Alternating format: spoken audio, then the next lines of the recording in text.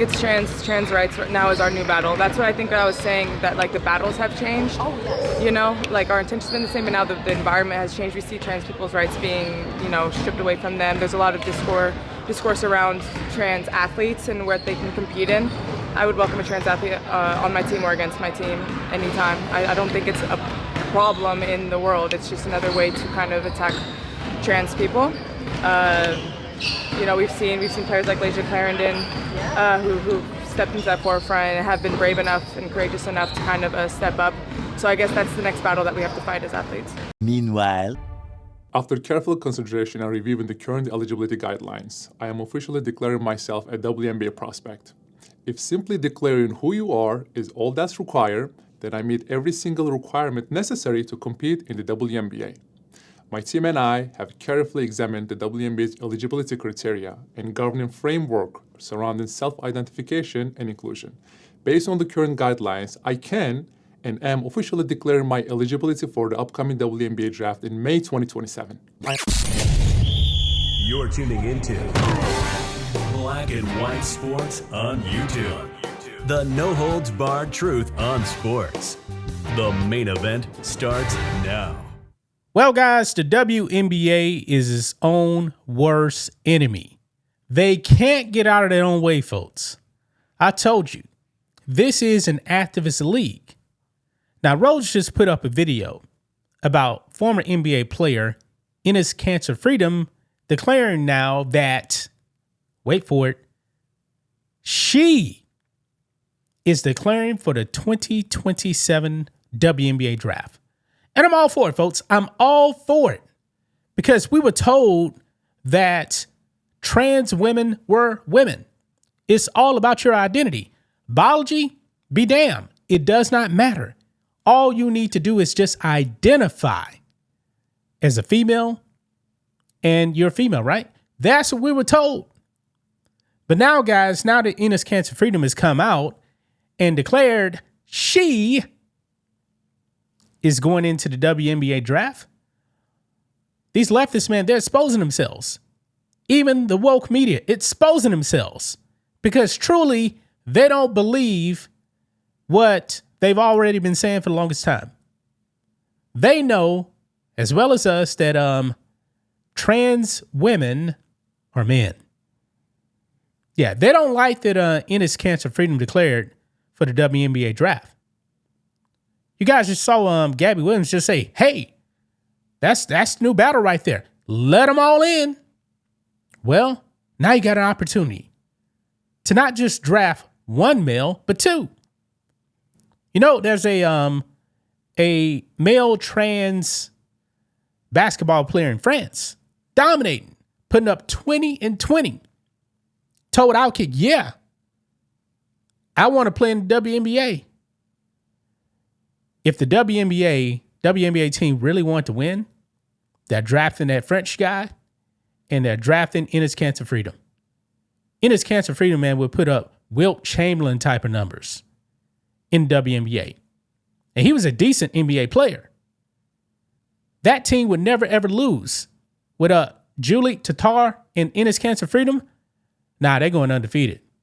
How many games does the WNBA actually play? Don't they play something like 44 games or something like that? Yeah. Now, Shell Reeves, you got an opportunity now to say, hey, we welcome you with open arms. But they're not going to do it. They're not going to do it, folks, because they're hypocrites. Let's go ahead and dive into this, guys. Here we go. So right over here, this is the video of Enes Kanter Freedom declaring himself, herself, for the WNBA draft. Watch this.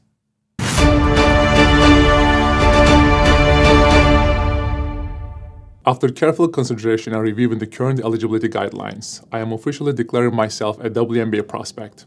If simply declaring who you are is all that's required, then I meet every single requirement necessary to compete in the WNBA. My team and I have carefully examined the WNBA's eligibility criteria and governing framework surrounding self-identification and inclusion. Based on the current guidelines, I can and am officially declaring my eligibility for the upcoming WNBA Draft in May 2027. I am definitely not here to mock, make fun of, or disrespect any community or personal choices. I am simply asking that the current rules be applied equally to everyone. The rules that represent the very values many WNBA players and coaches have publicly advocated for. My team and I are prepared to ensure these guidelines are applied equally, consistently, and without exception. And I look forward to the WNBA honoring its stated principles. See you at training camp. Yeah, she's right.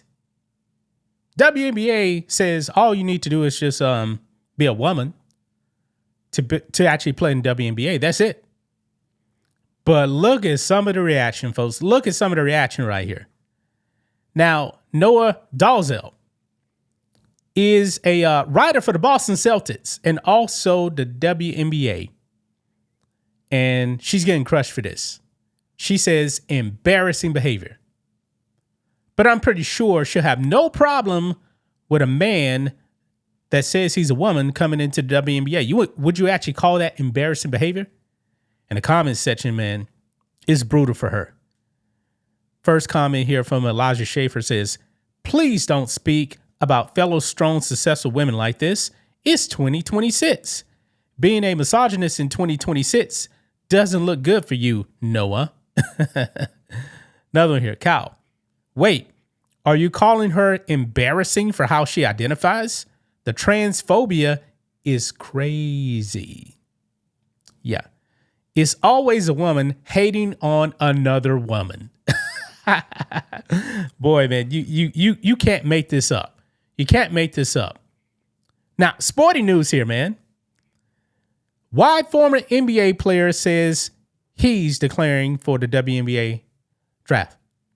Shouldn't they be saying she's declaring? Shouldn't they be using the proper pronouns? I thought if we didn't use proper pronouns, that wasn't the right thing to do. Look here. This is the way they identified Enes Kanter Freedom. It says here, Freedom is capitalizing on the recent controversy surrounding statements made by the Indiana Fever's Sophie Cunningham. Though Cunningham has attempted to distance herself from the remarks, she told ESPN she wanted to use her platform as a WNBA player to, quote, protect young girls in the locker room or young girls in sport who shouldn't have to go against biological men. Freedom, get this, who has aligned himself with the political far right. Wow. Since his NBA career ended in 2022, has taken advantage of the climate of fear and hatred that Cunningham's comments have created. Wow.